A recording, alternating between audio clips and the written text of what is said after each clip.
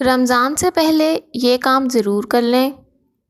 रमज़ान से कुछ हफ़्ते पहले अपने फ्रिज की सफाई ज़रूर करें ताकि रमज़ान में आप सिर्फ़ इबादत और रोज़े रखें। रमज़ान से पहले फ्रिज साफ़ करने का एक और फ़ायदा ये भी है कि रमज़ान में कोई भी चीज़ बआसानी रख सकते हैं और ईद के लिए आपको दोबारा फ्रिज साफ़ करने की ज़रूरत नहीं पड़ेगी। अफ्तारी में सबके मनपसंद रोल समोसे पहले से तैयार करके रख लें और अफ्तारी से कुछ मिनट पहले आप उसको तलकर लुत्फ़अंदोज़ हो सकते हैं।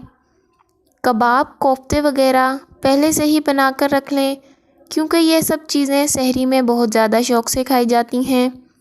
रमज़ान में तली हुई एशिया का कम से कम इस्तेमाल करें और रात का खाना ज़रूर खाएं ताकि पूरे महीने आपका मैदा और पेट ठीक रहे। प्याज का पेस्ट पहले से बना के रख लें और छोटी छोटी दूध की थैलियों में डाल दें। जब ज़रूरत हो तो पहले से निकाल कर पानी में डाल दें, फिर इस्तेमाल करें। पकोड़े के काम को आसान बनाने के लिए पकोड़ों में जो मसाला जात डाले जाते हैं सबको एक जगह पहले से स्टोर कर लें और सूखे मसाले जात बेसन में शामिल करके पानी के साथ हल करें और पकोड़े फ़ौरन बना लें।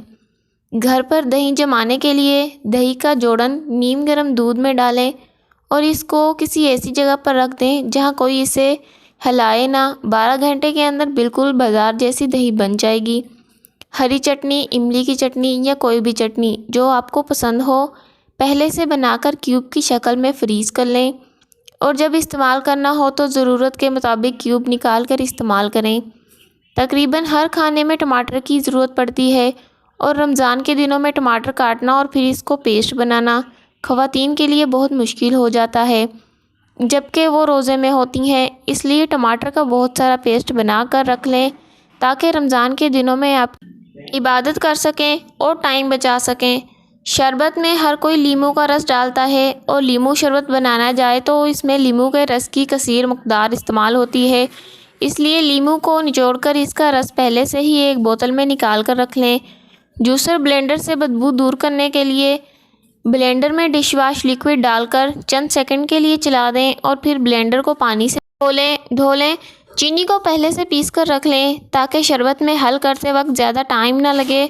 लहसुन अदरक पेस्ट बना कर रख लें। तकरीबन हर खाने में लहसुन अदरक का इस्तेमाल किया जाता है और इसकी ज़रूरत रमज़ान के दिनों में बहुत ज़्यादा पड़ती है, तो बार बार पेस्ट बनाने से अच्छा है कि आप पहले से पेस्ट बना लें ताकि रमज़ान के दौरान आप ज़्यादा मेहनत से बच सकें और इबादत पर तवज्जो दें। रमज़ान सिर्फ खाने पीने या पकाने का दौरान थक जाने के लिए नहीं है। रोज़ा रखकर इतनी गर्मी में इफ्तारी और खाना बनाना औरतों के लिए बहुत मुश्किल हो जाता है और टाइम बिल्कुल भी नहीं बचता। इसलिए आप ये तमाम काम पहले से करके रख लें और रोज़े के दौरान ज़्यादा से ज़्यादा इबादत करें।